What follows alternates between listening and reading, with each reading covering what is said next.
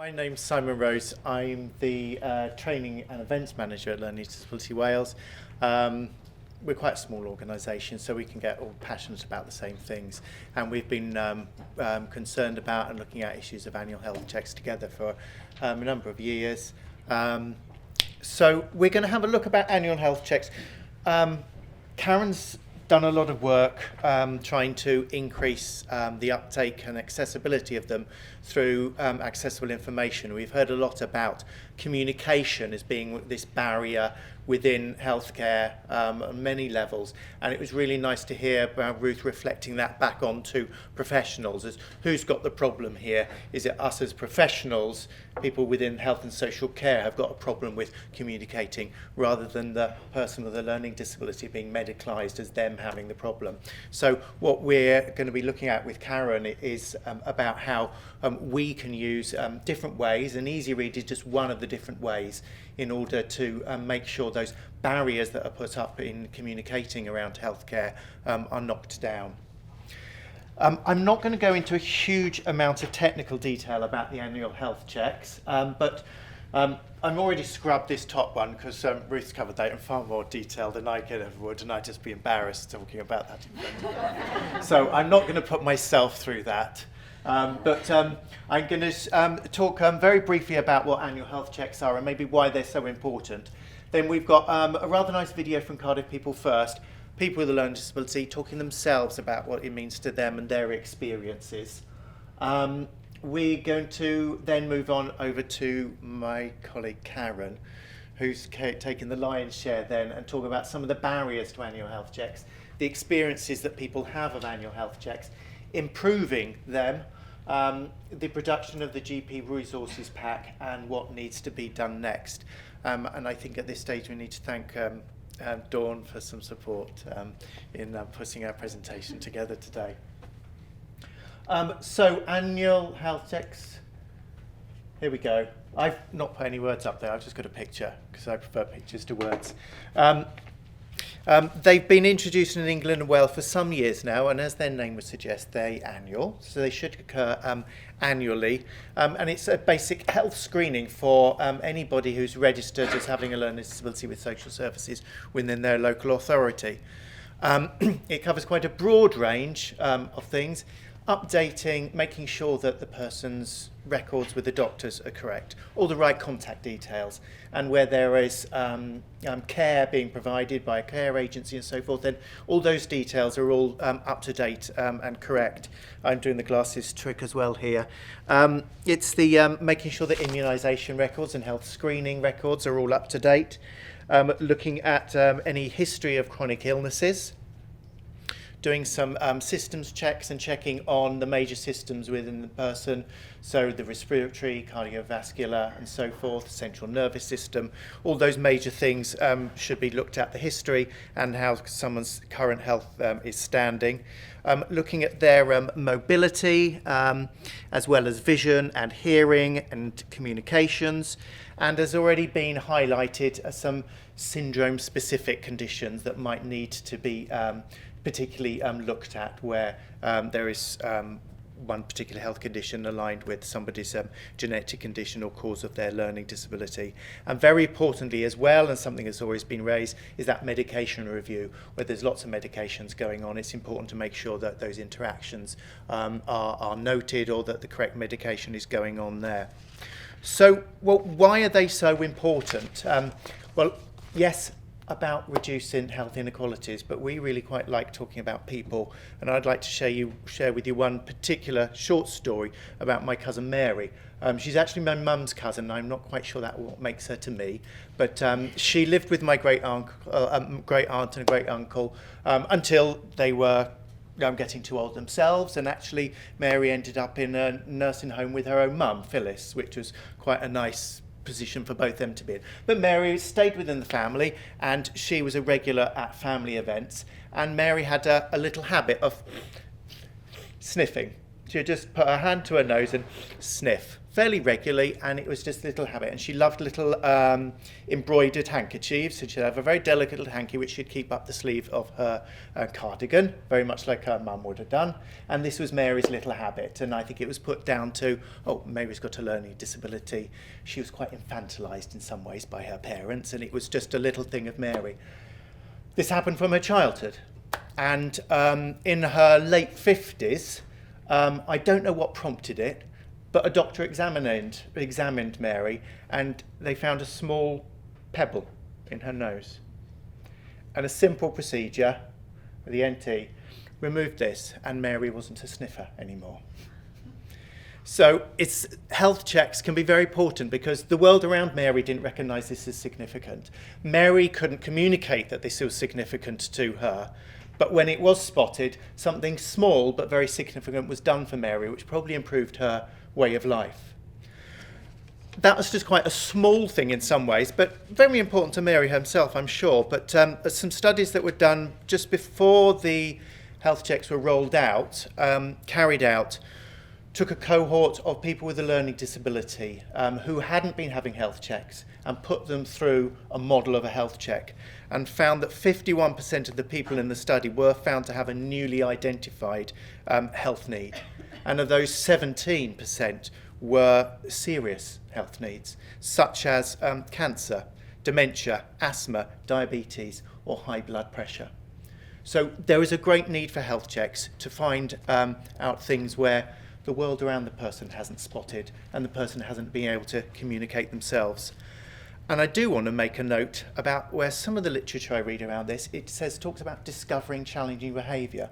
Now, I know we're going to talk about constipation later and other conditions where sometimes it's the underlying health problem which manifests itself in a challenging behaviour. Now, Mary had an annoying habit, but with other conditions, it can result to people expressing how they're feeling physically in what the professional world then calls challenging behaviour, and then they get put on medication for their challenging behaviour. What they really need is the UTI sorted out, or the constipation, or the ear infection, or the pebble up Mary's nose. So I'm going to move over to Karen now. Oh yes, we are doing the video next, yes. We're skipping these slides because we've covered them, and we're going to go on to this. We're just going to show 4 minutes because it's 8 minutes long, so I know that we probably... Do we have any sound on this? Oh, any sound?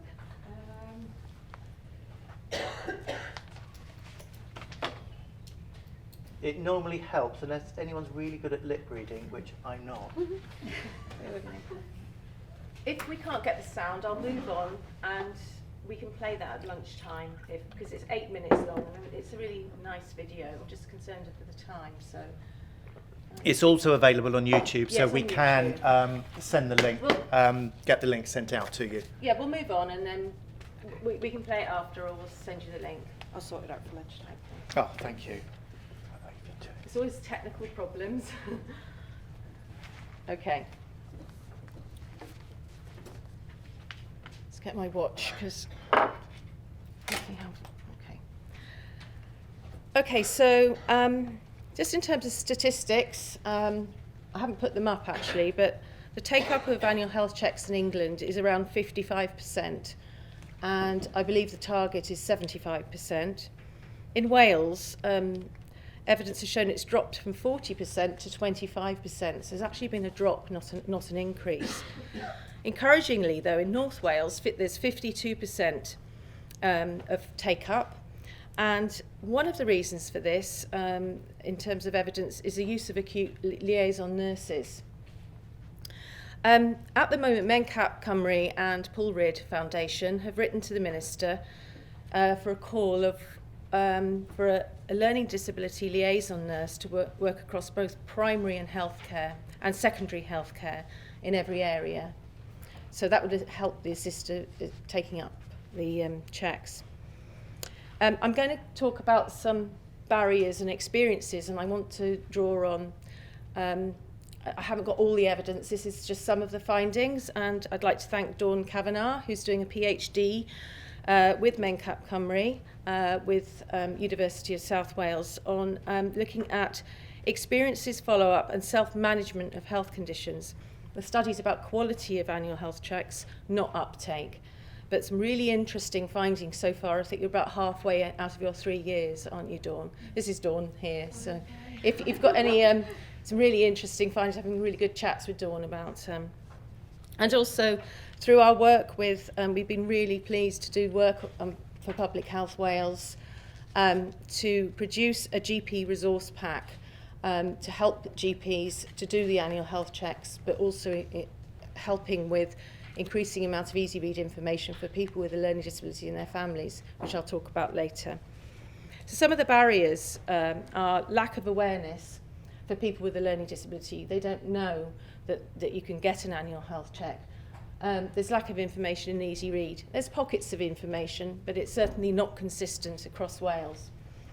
There's also a lack of understanding what is an annual health check, what's it for? Is it because you're ill?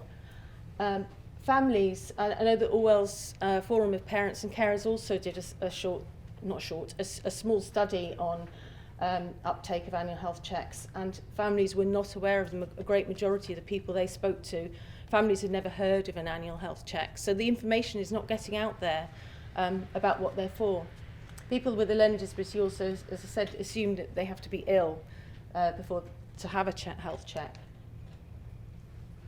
Going to GPs, some GPs are not aware of them. When we were in Carmarthenshire People First, we discovered that GPs, although I know one of the, I had a story that a man of 60 had been regularly to a GP, but had never been actually offered an annual health check. So GPs are not telling people about them. GPs are not doing them. Again, in Carmarthenshire, they were actually told on reception, we're not doing them at the moment. It's not a priority for us, which is really, really worrying. The GP register, I know it's a kind of big thing, and I know that there's some changes to that register, you know, in terms of how people will get on that register. I know there's changes afoot in terms of relating it to the population assessment. And if someone's experience of an annual health check is bad, and particularly for the family or the person, well, they're not going to want to go again. What's the point?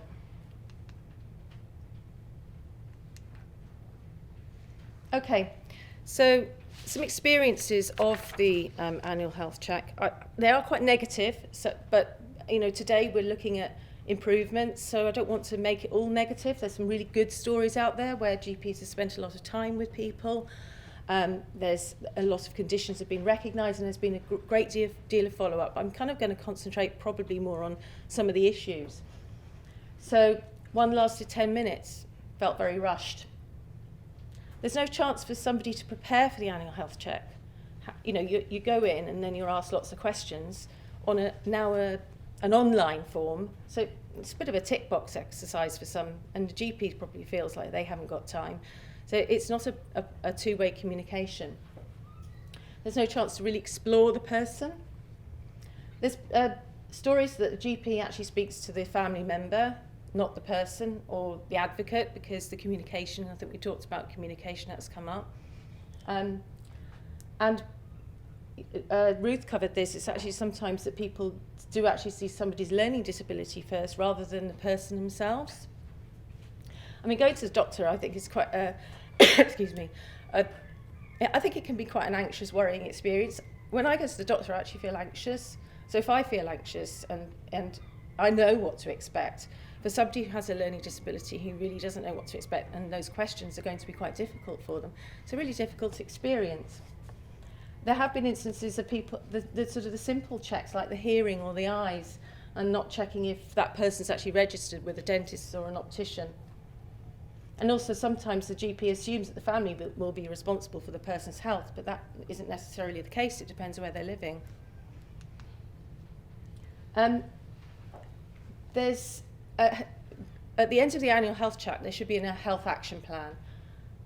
So the health can be followed up and managed, and not many people had one. So it's difficult then to follow up what conditions that need to be managed. So sometimes there wasn't much discussion on leading a healthy lifestyle, because it's not just about a condition, it's about prevention. So things like managing diet, nutrition and exercise. There was one instance where a man had asthma and it wasn't picked up at all. and that condition then got worse. Person also sometimes not knowing that they can go back to the GP after they've had their annual health check, just book a routine appointment because your condition might get worse. I've sort of put a couple of positives here. So it does work well. We've had instances it works really well when the practice nurse and the doctor work together. So perhaps the practice nurse takes time to do the kind of like the health checks like weight and then the measurement type or blood pressure, and then they go on to see the GP. And it does work well if that person has a good relationship already with their GP. So, how do we improve the health check? So, one of the ways is to have easy read information, but very much before, during, and after the health check. So it allows that person to be prepared throughout the whole process, because it is a process. Health is always a process. It's not one appointment and then you go off. It's a process for everybody. So people are also proactive in asking for a check, and that will be families and people.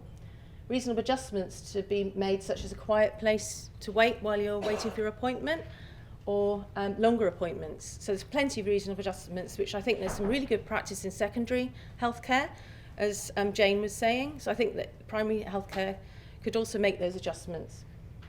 And I've already said about the nurse working together. Although it's about health, it's also about the person. So if somebody has just recently had a bereavement, they might be showing signs of really grief, but that might be picked up as something else. Or if they've been a victim of a hate crime, it's really important for that GP to actually look at people's life events. And people do need a health action plan, so they can actually have it to follow up, and it's actually a tool that can actually that it can be written down and followed through. And they need to be part of a broader process to manage someone's health. The vital importance of learning disability nurses, and they can support the person and the family, and I don't think they're probably being utilised enough across the areas. So, for instance, if somebody needs a blood test and they've got a fear of coming to the surgery, a learning disability nurse could do that blood test at their home. Okay, so what we've done, we were very pleased to do work for Public Health Wales, and the idea was to produce a GP resource pack, which was a library of easy read information that a GP can have on their computer, and they can then give that, if they wanted to talk about constipation, they can actually print out this library because it's on their computer, and they can give that person a leaflet on constipation in easy read to go away with. So we were tasked to map what is out there in terms of easy read information and put it into a library, and then to develop a template resource pack, and so all GPs in Wales could actually have it on an electronic folder in their practices. So what do we do? We mapped what was available already out there. We've already produced, on behalf of Welsh Government, several years ago, a website called Easy Read Health Wales, which is now amalgamated into NHS Direct, run by Welsh Ambulance, which is a library of easy read information resources. And there's also a similar one in England. So we were able to map what is actually out there. But it was quite a lot of gaps out there for easy read. There's a lot of topics. Out of 41 annual health check topics, we found, and also it's not just the amount of topics, it's the quality of that easy read, because it does vary quite a lot, because easy read is actually quite difficult to write. Although it looks easy, it isn't particularly easy to write. So 41 annual health check topics, 20 we found available in English, and only 8 available in Welsh. So there's huge gaps there, so there's a real need to be producing more health information. So I apologise for not having pictures up of all the resources and stuff, but I went on holiday, so I didn't have very much time to prepare this. So I'm actually going to hold up some of the resources that we produced. What we did find, though, as useful as a resource pack might be, which lists all the topics for the resources, and there's all the leaflets available for the GP to print out, that's very useful, but really it's to do with the person and the family. So part of the work was to ensure that we produced a consistent letter which allowed people to understand what health check is and also booking an appointment. So we produced, I'm going to have to hold it up, sorry, but we produced using photo symbols. Can I hold it for you? Oh yeah, you can be my trusty assistant, yes. I'll be Debbie McGee. Yeah. So the letter is able to give people information on what's expected and what to bring to their appointment as well, like their medication or perhaps they do actually need a urine sample. And it talks about the nurse and the doctor. So this is Public Health Wales' property at the moment, and we're hoping it will be rolled out, but I'm sure that Sharon Williams, who I've been working with, wouldn't mind me showing this to you. I don't know if Sharon's here today. I don't think she is. Not here, but it will be rolled out because it's part of the Good Cooking Lines programme. That's fantastic news. Yeah, that's great.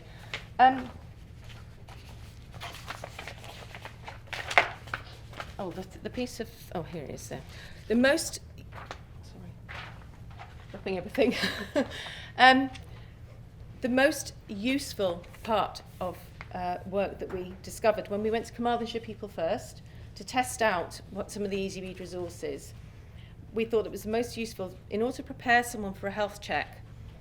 They don't know what they're going to be asked on the day, and you need to have time to consider some of the huge raft of health issues or well-being issues that you might get asked. So what we've produced is a consistent and standard annual health checklist. So this covers, and this is the purpose of this, is if a family carer or a paid carer can sit down with that person, they know the date of the appointment, they can then run through and fill out this, it's like a questionnaire of all of their health, which then they can take completed and show the doctor and the nurse, and that they're already then prepared, so they'll know when to ask the questions, and the doctor can look at some areas that they can pick up on. So it covers a whole raft of daily life and allergies, going to the doctor, eyes, pain, flu, mouth, feet, moving around. So I won't go through it all, but again, I'm happy, please come up and see it. And that went down really well at Carmarthenshire People First. And people were very excited to see this because it was the first time they could consider all their health and what is a health issue, because sometimes you don't think it's a health issue if it's something to do with your mental health, actually. So that is our, how am I doing for time? Nearly done. I'm moving on then. Okay, good. So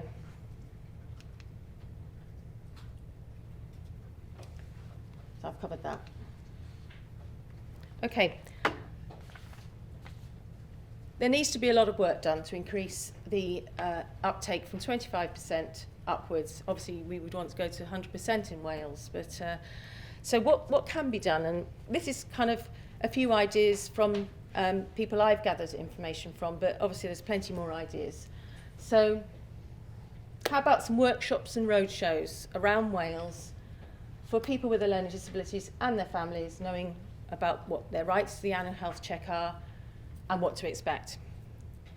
Roll out, thank you, yeah, so it will be rolled out, that's fantastic news. We can roll out the GP resource pack and the Easy Read materials across Wales, so everybody has got that and it's standard and consistent.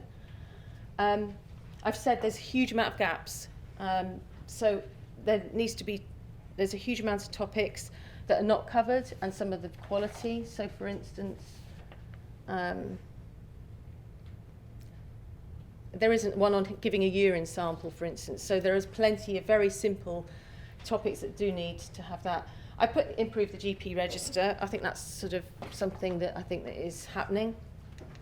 And People First groups under all Wales People First, all the People First groups around the counties, they've got a role in lobbying some of the health professionals and to lobby and train GP practice staff. Use of a website or website pages held somewhere. So that can actually be for a raft of information, including all the Easy Reads leaflets, but also I think it'd be really useful to produce videos on some of the procedures, or where videos exist on some of the procedures. It'd be quite a good introduction for people, so that they'll feel confident about that procedure when they go to the doctor. I talked about the learning disability nurse and the campaign to have an acute liaison nurse in each area, and using the learning disability nurses more. I think there is work afoot, isn't there, to have the annual health checks from the age of 14, because currently it is 18. So if and when that happens, to work with schools and families to make sure that the younger people are actually knowing about that and that's available. And I think really important is to evaluate the annual health checks. But this needs to be a little bit more formal, so it could be using people with a learning disability to actually be the assessors of those annual health checks. So you've got continual improvement of quality and quantity and quality. Thank you very much.